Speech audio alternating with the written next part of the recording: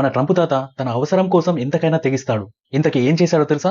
పాకిస్తాన్లోని బలూచిస్తాన్ లిబరేషన్ ఆర్మీని, బిఎల్ఏని విదేశీ ఉగ్రవాద సంస్థగా ప్రకటించాడు. అయితే బిఎల్ఏ 2000 సంవత్సరం నుండి పాకిస్తాన్ నుండి విడిపోయి స్వతంత్ర బలూచిస్తాన్ దేశం కావాలని కోరుకుంటూ సాయుధ పోరాటం చేస్తుంది. అయితే ఆపరేషన్ సింధూర్ సమయంలో బలూచిస్తాన్ లిబరేషన్ ఆర్మీ భారత్కు మద్దతు ప్రకటించింది.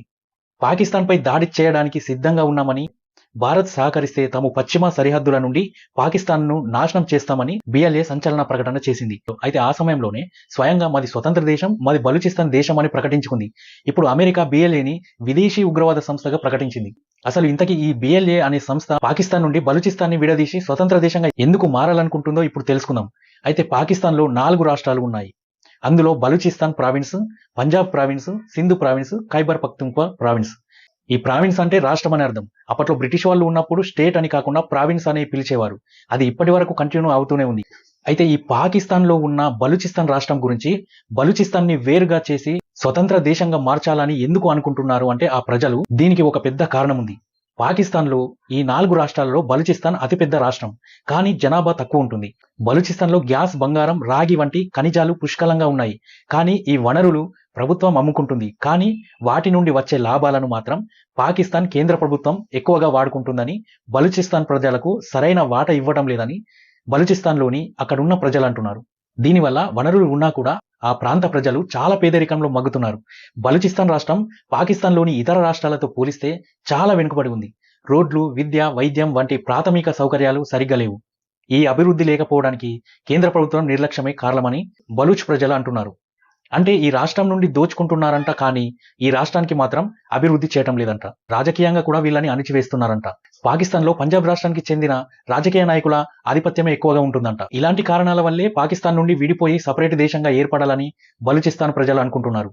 బలూచిస్తాన్ ప్రజల్లోంచి ఈ అణిచివేత కారణాల వల్లనే బిఎల్ఏ అనే గ్రూప్ ఒకటి పుట్టింది. పాకిస్తాన్ ప్రభుత్వం వీళ్ళని ఇలా అణిచివేస్తేనే లిబరేషన్ ఆర్మీ వాళ్ళు ఎదిరిస్తున్నారు.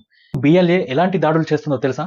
ఈ బిఎల్ఏ తరచుగా పాకిస్తాన్ ఆర్మీ కాన్వాయ్లు, సైనిక స్థావరాలను లక్ష్యంగా చేసుకుని దాడులు చేస్తుంది.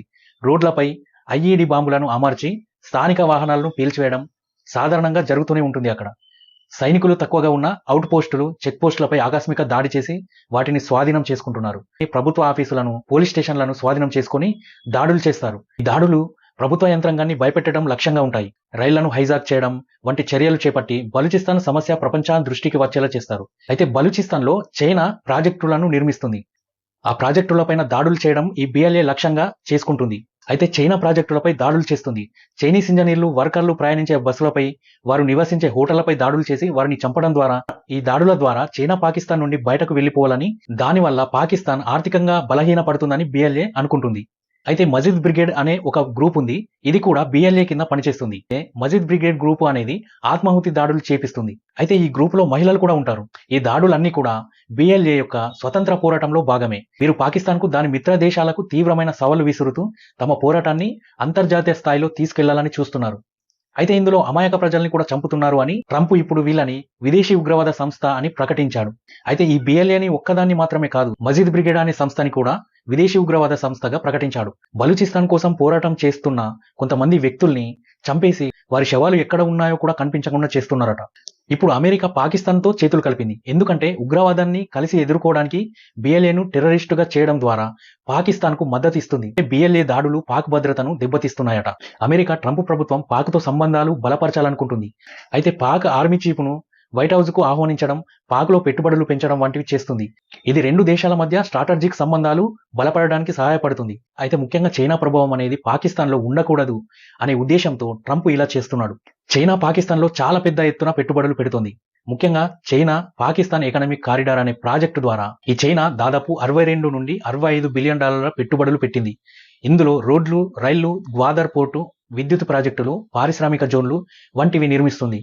ఈ ప్రాజెక్టుల ద్వారా చైనా తన వస్తువులను పాకిస్తాన్ ద్వారా అరేబియా సముద్రం మీదుగా ఎగుమతి చేయాలని, అలాగే ఇంధన రవాణాకు మలక్కా జలసంధిని ఆధారపడకుండా ఉండాలని చూస్తుంది. అమెరికా ఈ చైనా ప్రభావాన్ని అడ్డుకోవాలని చూస్తుంది. ఎందుకంటే చైనా అనేది పాకిస్తాన్లో ఎక్కువ ఆధిపత్యం చెలాయిస్తే కనుక దక్షిణ ఆసియాలో అమెరికా యొక్క వ్యూహాత్మక ప్రయోజనాలు దెబ్బతింటాయని భావిస్తుంది. అందుకే ట్రంప్ ఈ మధ్య పాకిస్తాన్తో సంబంధాలు బలపరచడానికి కొత్త ఒప్పందాలు చేసుకుంటున్నాడు. 2025లో ట్రంప్ పాకిస్తాన్తో ఒక ట్రేడ్ ఒప్పందం చేశాడు. దీనిలో పాకిస్తాన్ ఎగుమతులపై టారిఫ్లను తగ్గించింది. అది ఎంతనో తెలుసా? 25% నుండి 19%కి తగ్గించింది. అదే మన దేశానికైతే విపరీతంగా పెంచాడు. 25% నుండి 50%కి పెంచాడు. అలాగే పాకిస్తాన్లోని ఖనిజ సంపద, బలూచిస్తాన్లోని రాగి, బంగారం, లిథియం, చమురు వనరులలో పెట్టుబడులు పెట్టాలని అమెరికా చూస్తుంది. దీనివల్ల పాకిస్తాన్లో చైనా ఆధిపత్యాన్ని తగ్గించడానికి ప్రయత్నం చేస్తుంది. అలాగే పాకిస్తాన్ను తమ వైపు ఆకర్షించడానికి ట్రంప్ ప్రయత్నాలు చేస్తూనే ఉన్నాడు. అయితే పాకిస్తాన్ మాత్రం ఈ రెండు దేశాలైన అమెరికా, చైనాల మధ్య బ్యాలెన్స్ చేయడానికి ప్రయత్నిస్తుంది.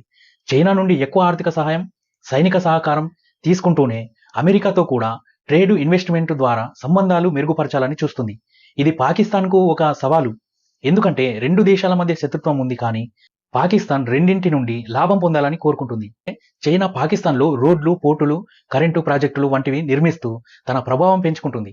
ట్రంప్ దీన్ని చూసి పాకిస్తాన్ సంబంధాలు బలపరచడం ద్వారా చైనా ప్రభావాన్ని తగ్గించాలని, తనకు పాకిస్తాన్లో ఆర్థిక వ్యూహాత్మక ప్రయోజనాలు పొందాలని చూస్తున్నాడు. పాకిస్తాన్ ఈ రెండు దేశాల నుండి డబ్బు సహాయం తీసుకోవడానికి రెండు వైపులా బ్యాలెన్స్ చేస్తుంది. అయితే ఇందులో ట్రంప్ మాత్రం పాకిస్తాన్లో ఉన్న చమురు నిల్వల్ని దోచుకోవాలని ప్లాన్ వేశాడు. ఇంకా చైనాని సైడ్ చేసి పాకిస్తాన్లోకి ఎంటర్ అవుదామని చూస్తున్నాడు. అందుకే ఆ పాకిస్తాన్తో దగ్గరవుతున్నాడు. ఫ్రెండ్స్, దీనిపై మీరేమంటారు? కామెంట్లో చెప్పండి. ఫ్రెండ్స్ చూడండి, ట్రంప్ డబ్బు కోసం గడ్డి తినే రకమని అర్థమైంది కదా.